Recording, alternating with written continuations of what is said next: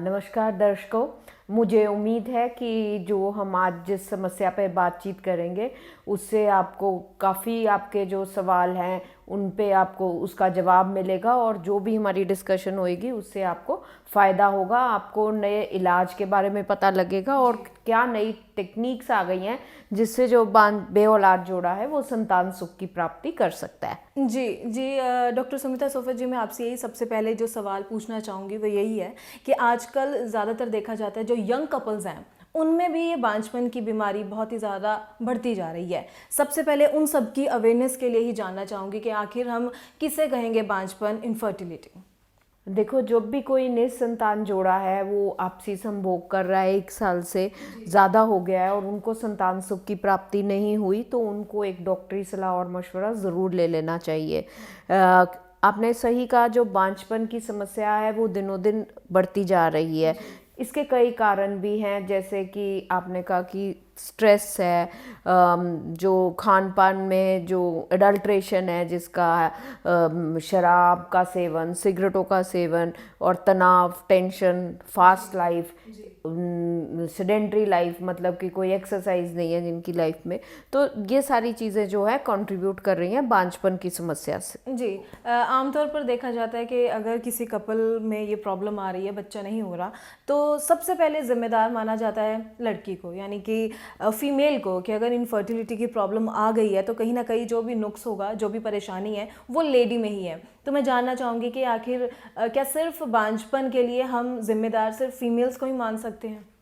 देखो, जो बांझपन, बिल्कुल आपने गलत कहा कि बांझपन की जो समस्या है वो आदमियों में भी हो सकती है और औरतों में भी हो सकती है।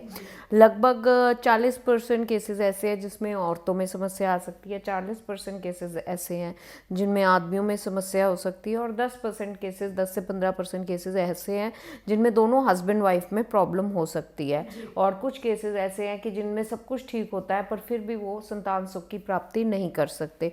सो एक बांझपन की समस्या के लिए बिल्कुल हस्बैंड वाइफ दोनों ही रिस्पॉन्सिबल है और दोनों को ही टाइम से ट्रीटमेंट ज़रूर लेना चाहिए। बहुत बार देखा गया है, बहुत पेशेंट्स में ये देखा जाता है कि सबसे पहले लेडी अपने ही टेस्ट करवाई जाती है, अपना सारा कुछ करा लेती है और बाद में पता लगता है जो प्रॉब्लम है वो कि उनके हस्बैंड में थी। सो हमेशा एक बांझपन के जोड़े को एज अ हस्बैंड वाइफ सलाह मशवरा लेना चाहिए। जी, बिल्कुल सही कहा आपने कि काफ़ी टाइम इसी में ही निकाल दिया जाता है कि शायद कहीं ना कहीं वाइफ में ही प्रॉब्लम होगी, उसी के टेस्ट करवाते हैं, उसी का ट्रीटमेंट करवाते हैं, लेकिन काफ़ी टाइम निकलने के बाद पता चलता है कि प्रॉब्लम हस्बैंड में थी। तो यहाँ पर मैं जानना चाहूँगी कि आखिर अगर हम बात करें मेल इनफर्टिलिटी में तो क्या क्या कारण रहते हैं और क्या क्या रीज़न्स, पूरे डिटेल में आप बताइए।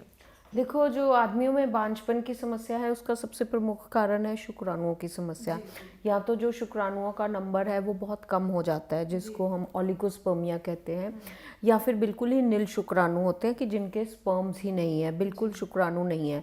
सो सबसे इम्पॉर्टेंट टेस्ट जो आदमियों में वो किया जाता है वो है एक शुक्राणुओं की जांच, जिसको हम डिटेल्ड सीमन एनालिसिस कहते हैं। वो एक सिंपल सीमन एनालिसिस नहीं होता, उसमें बहुत सारी चीज़ें देखी जाती हैं, जैसे मॉर्फोलॉजी, मतलब स्पर्म्स की बनावट कैसी है, स्पर्म्स की कितनी देर स्पर्म्स अलाइव रहते हैं, कितना नंबर है काउंट स्पर्म्स का, ठीक है। और अगर किसी बेओला जोड़े में हस्बैंड में नील शुक्राणु है जिसको हम एजोस्पर्मिया कहते हैं तो उसके फर्दर टेस्ट किए जाते हैं। उसमें देखा जाता है कि जो शुक्राणु है अंदर बन रहे हैं कि अंदर भी नहीं बन रहे, मीन्स की टेस्टिस में बन रहे हैं कि नहीं। इसके लिए सिंपल ब्लड टेस्ट भी किए जाते हैं और FNAC टेस्ट भी होता है, बायोप्सी भी होती है जो बिल्कुल आजकल जिसमें कोई कट लगाने की ज़रूरत नहीं होती। सो इन सारी चीज़ों से कंबाइन हमें पता लगेगा कि आदमियों में शुक्राणुओं की समस्या है कि नहीं है। जी, जैसे कि अभी आपने बात की कि पुरुषों में देखने में आता है कि उनके शुक्राणु नील हो जाते हैं, तो जहाँ बात आ गई कि शुक्राणु ही नील हो गए, यानी कि शुक्राणु बन ही नहीं रहे, तो वो भी कपल्स के अपनी औलाद का सुख ले सकते हैं? बिल्कुल, आज की डेट में विज्ञान ने इतनी तरक्की कर ली है कि जिन आदमियों के शुक्राणु नहीं भी हैं और शुक्राणु नहीं, मतलब एजोस्पर्मिया की प्रॉब्लम है, वो भी आज की डेट में अपनी संतान सुख की प्राप्ति कर सकते हैं। इसमें स्पेशल टेक्निक्स आती हैं जिसको हम इक्सी विधि कहते हैं, टीसा कहते हैं, जिसमें जो स्पर्म्स है अंदर से निकाले जाते हैं बिना चीरा दिए, टेस्टिस में या गुलियों में वो स्पर्म्स अंदर से निकाले जाते हैं। फिर एक स्पर्म और एक एग का जो मिलन है वो माइक्रोस्कोप के नीचे किया जाता है, जिसमें हम एग और स्पर्म मिलाते हैं और भ्रूण तैयार करते हैं। और जब ये भ्रूण ठीक 48 से 72 घंटे बाद ये भ्रूण जो है लेडी के यूट्रस में रखा जाता है, बच्चेदानी में रखा जाता है, ताकि वो अपना बेबी कैरी कर सके। सो इस टेक्निक से जो है जो आदमी एजोस्पर्मिक थे, जिनको बहुत साल पहले कोई ट्रीटमेंट नहीं मिलता था, जिनको सिर्फ अडॉप्ट ही करना पड़ता था या बैंक से लेना पड़ता था, उनको आज की डेट में ऐसी प्रॉब्लम नहीं फेस करनी पड़ती, वो अपना बेबी भी पा सकते हैं। जी बिल्कुल। सो मेडिकल साइंस ने बहुत तरक्की की है और अब भी जो बे औलाद जोड़े हमारा ये शो देख रहे हैं और कहीं ना कहीं अगर मेल में यानी कि हस्बैंड में कहीं ना कहीं ये प्रॉब्लम है कि उनके शुक्राणु नील हो चुके हैं और वो उम्मीद छोड़ चुके हैं कि उनकी अपनी औलाद का सपना शायद अब पूरा नहीं हो सकता, तो आपके लिए एक वरदान वाली बात ही बोलूँगी कि अभी भी आप अपनी औलाद के लिए ट्राई कर सकते हैं। साइंस ने जो तरक्की की है उसका फ़ायदा आप उठा सकते हैं। आगे बात करना चाहूँगी मैं फीमेल्स की। उनमें किस तरह की प्रॉब्लम्स रहती हैं जिस वजह से उन्हें बांझपन का शिकार होना पड़ता है? देखो, जब लेडीज़ का है, लेडीज़ में यूट्रस की प्रॉब्लम हो सकती है, यानी कि बच्चेदानी की समस्या हो सकती है, अंडेदानी की समस्या हो सकती है, या फिर ट्यूबों की समस्या हो सकती है। जो अंडेदानी की समस्या, उसमें या तो एक लेडी का एग ही नहीं बनता, या फिर अंडेदानियाँ हैं जो फेल हो जाती हैं, या अंडेदानी में किसी भी तरह की रसौलियाँ हो जाती हैं, पानी वाली रसौली हो सकती है, खून वाली रसौली भी हो सकती है। सो ये है अंडेदानी की समस्या है। बच्चेदानी में जो प्रॉब्लम हो सकता है कि किसी लेडी की बच्चेदानी की तय बहुत कमज़ोर हो, या किसी की बच्चेदानी में रसौलियाँ हो, या फिर बच्चेदानी का साइज़ ही छोटा हो गया हो। पर आज की डेट में ऐसे कपल्स को भी हताश नहीं होना चाहिए जिनको ये प्रॉब्लम्स है, क्योंकि वो भी अब अपना बेबी कर सकती हैं। और थर्ड जो मेन समस्या है वो है कि ट्यूब्स का बंद होना। सो जब ट्यूब्स का बंद होना है, उसके कई कारण हो सकते हैं, जैसे ट्यूबरक्लोसिस यानी टीबी होना नलों की, या फिर खून एंडोमेट्रियोसिस जिसको कहते हैं हम, या क्रॉनिक इन्फेक्शन, बार बार नलों में दर्द रहना, उसके कारण भी जो है अल्टीमेटली जो ट्यूब्स हैं वो इफ़ेक्ट हो सकती हैं। सो इन चीज़ों के लिए कुछ सिंपल टेस्ट हैं जो एक लेडी के किए जा सकते हैं, जैसे कि एक लेडी के हार्मोन एसिस किए जा सकते हैं ब्लड में, जिससे हमें पता लग जाता है अंडेदानियाँ अंडा ठीक बना रही हैं नहीं बना रही है। ट्रांसविजाइनल स्कैन या 4D अल्ट्रासाउंड जिसको हम कहते हैं इंटरनल स्कैन, जो कि बिल्कुल पेनलेस है, उससे हमें सारा बच्चेदानी के बारे में पता लग सकता है, अंडेदानियों के बारे में पता लग सकता है, और ट्यूब्स के बारे में भी सोनोसाल्पिंगोग्राफी द्वारा देखा जा सकता है। या फिर सिंपल एक ट्यूब्स का टेस्ट है जिसको हम HSG कहते हैं, जिससे हमें पता लग जाता है कि ट्यूब्स बंद है या खुली। फिर जो भी प्रॉब्लम आएगी उसका इलाज हम उस हिसाब से किया जाता है। जी बिल्कुल। सो इस आधुनिक युग में अगर हम सोचें कि बांझपन एक समस्या है, तो मैं यही कहूँगी कि नहीं, बांझपन अब एक समस्या नहीं है। इतने तरह के इलाज आ चुके हैं कि आप अपना ट्रीटमेंट शुरू करवाइए, अच्छे डॉक्टर की सलाह लीजिए, अच्छे डॉक्टर से अपना ट्रीटमेंट शुरू करवाइए, ताकि आप जल्द से जल्द अपने बच्चे की खुशी अपने घर में महसूस कर सकें। और इसीलिए हम ये शो लेकर आए हैं, और साथ में हम डॉक्टर सुमिता सोफत जी को लेकर आए हैं, जो लंबे समय से इस फील्ड में जुड़े हुए हैं और कई बे औलाद जोड़ों को उनकी अपनी औलाद का सुख दे चुके हैं। आगे मैं आपसे जानना चाहूँगी कि कौन कौन सी टेक्निक्स हैं जिसके ज़रिए जो कोई बे औलाद जोड़ा है अपनी औलाद का सुख ले सकता है? देखो, जब भी किसी लेडी में समस्या है, हमने सबसे पहले बात की कि जब किसी आदमी में शुक्राणुओं की बहुत कमी है, जैसे कि जिसके नील शुक्राणु है, वो ICSI विधि से जो है प्रेगनेंसी के लिए ट्राई कर सकता है। पर जिन आदमियों में जैसे शुक्राणुओं की मात्रा थोड़ी ही कम है, ज़्यादा कम नहीं है, वो IUI विधि से भी लाभ उठा सकते हैं। पर उस विधि के लिए वाइफ को ठीक होना ज़रूरी है, वाइफ की ट्यूब्स ओपन होनी चाहिए।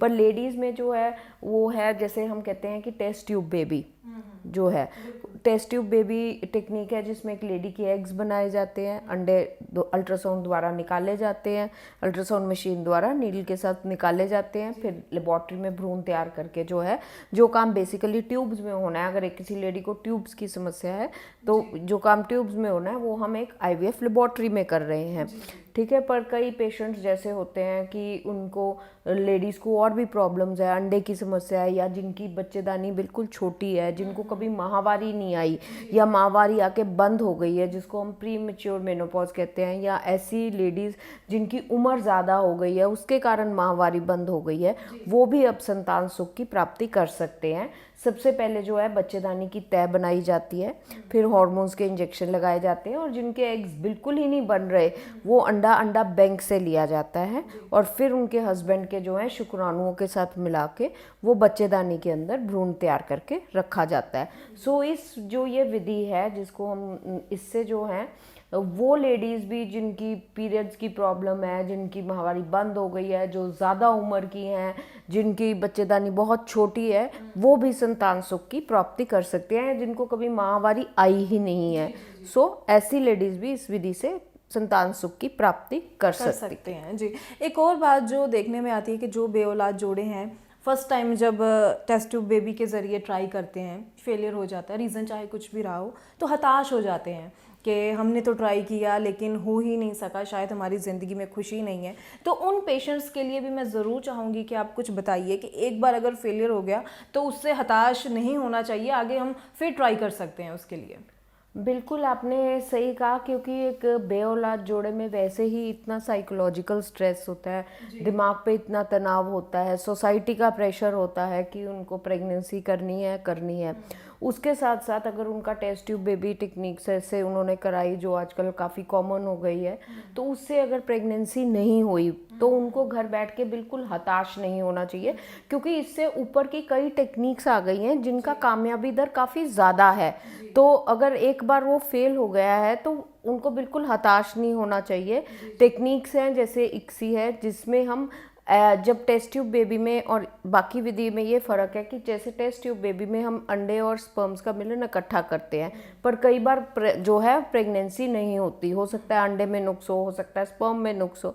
तो जो इक्सी विधि है उसमें जो है हम एक एग और एक स्पर्म का मिलन माइक्रोस्कोप के नीचे करते हैं। साथ ही और टेक्निक्स हैं जैसे कि लेज़र हैचिंग है, ठीक है। उसमें क्या किया जाता है, जैसे एक पेशेंट का टेस्ट ट्यूब बेबी फेल हो गया है तो लेज़र हैचिंग के ज़रिए वो जो भ्रूण की परत है वो पतली कर दी जाती है ताकि वो बच्चेदानी में चिपक जाए। सो इस विधि से, लेज़र हैचिंग विधि से जो है कामयाबी दर टेस्ट ट्यूब बेबी का बढ़ाया जा सकता है। और दूसरी टेक्निक है जिसको हम कहते हैं ब्लास्टोसिस्ट कल्चर।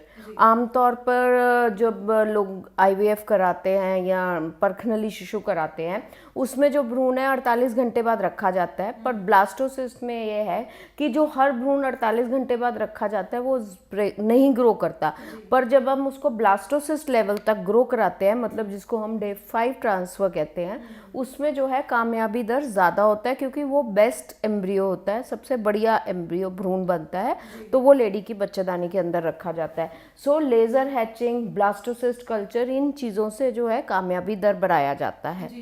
साथ ही आजकल और नई टेक्निक्स आ गई हैं जिनको हम एम्ब्रियो मॉनिटरिंग कहते हैं, जिसमें जब भ्रूण तैयार किया जाता है तो भ्रूण की ग्रोथ देखी जाती है कि कौन सा जो भ्रूण है सबसे ठीक बन रहा है। सो वो जो बेस्ट एम्ब्रियो, जो अच्छा एम्ब्रियो बच्चा बनाने वाला भ्रूण है, वो हम वो सिलेक्ट करके ट्रांसफ़र कर सकते हैं ताकि सक्सेस रेट बढ़ जाए। सो मतलब कि जो कामयाबी दर पहले सिर्फ 10 से 15% था, आज की डेट में 60-70% तक चला गया है।